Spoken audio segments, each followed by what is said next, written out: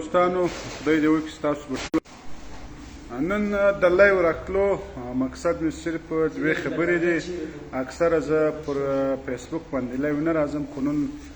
د دوو خبرو لپاره لایو رالم. هغه دوې خبرې دا دي چې د افغان کډوالو په باره کې چې افغان کډوال سره کوم ظلم دا وخت روان دی، هغه بالکل د بیانېدلو نه دی. هغه ظلم نه بیانوم چې یا له دوی خپل جایدادونه پاتېږي، یا د دوی کار روزګار پاتېږي، یا دوی دومره ولې زورول کېږي. ظلم دا دی چې زموږ خپل کم پښتانه دي، کم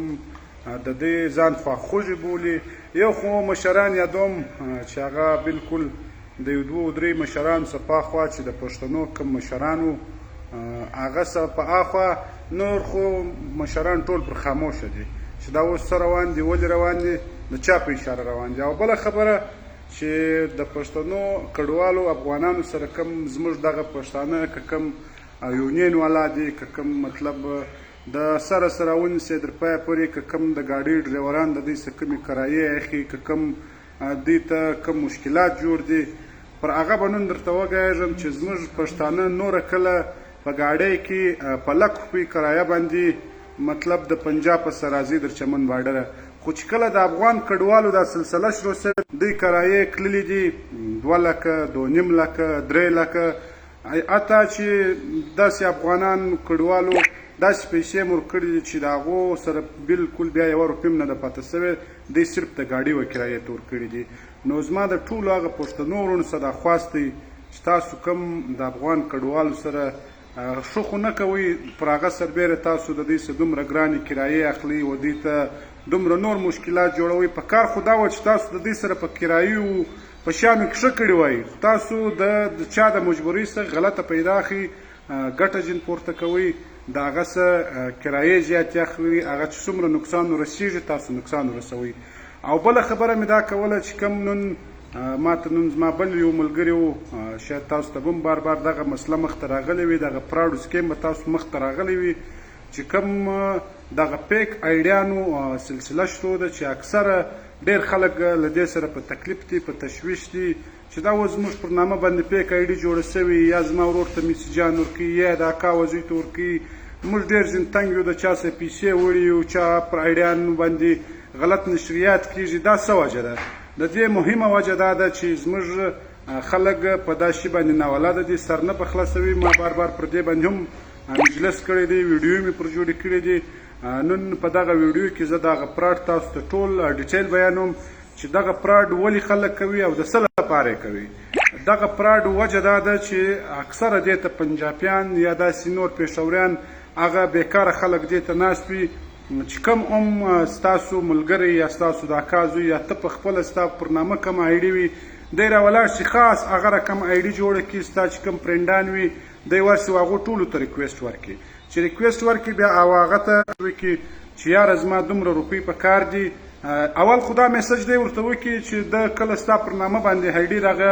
فراډ والا جوړه کړل، دی راولاړ سي اول د واره ستا قریبان وګوري چې تا ته ډېر کمنټونه کوي یا ډېر لایکونه درکوي، هغه ته ریکویسټونه واستوي، بیا هغه ته میسج وکړي چې زه په بار کې یم، یا زه په دوبۍ کې یم، یا زه مطلب د کوره څخه لرې یم،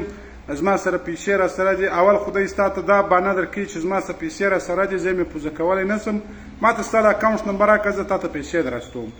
اول خدای په دا طریقه ستا سره خبرې وکړي، بیا د هغه وروسته دی و تا ته وایي چې زما کېږي، زما سره دا کېږي، زما سره دا کېږي، یا زه پلوسو نیولی یم، یا زما کور والا ناجوړه ده. مختلفه بانې دی تا ته بیان کړي چې په یو بانه نه یو بانه دی ستا څخه پیسې وصول کړي. بار بار د ډېرو خلکو زموږ سره رابطه سوې ده، د ډېرو خلکو څخه پیسې وړي هم دي، ډېرو خلکو څخه 1,50,000 80,000 سړی ورک سي، تا ته وایي تصویر و آیډي خو ستا د اکا د زوی پر نامه ده یا ستا د ورور پر نامه ده، خو ستا سره دا فکر نشته چې ستا د اکا د زوی سره ته په خپله شخصي ټلیفوني رابطه وساتې یا ده ته حال ورکې چې زه دغه آیډي زما سره هېڅ تعلق نه لري، نه زه په دې خبر یم. ډېر خلک په خبر نه وي، د ده پر نامه آیډي جوړوي، تصویر د دوی تصویران د ده پر شیرېږي،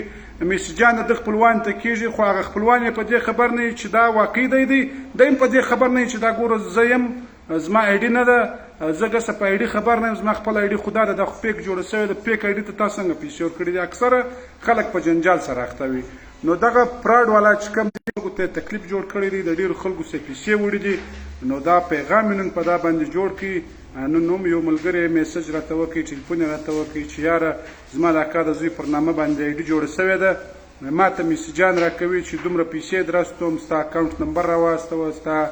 شناخت کارډ راواستوه ستا چیش راواستوه. اول خو ما ته دا پته نه ول چې دا پردی سړی دی. بعد کې چې ما د ده خبرو د ده خط لیکلو ته وکتل سر مې خلاص چې یاره دا زما د اکا زوی نشي کېدلی. نو ډېر داسې خلک شته چې هغه په دې باندې نه پوهېږي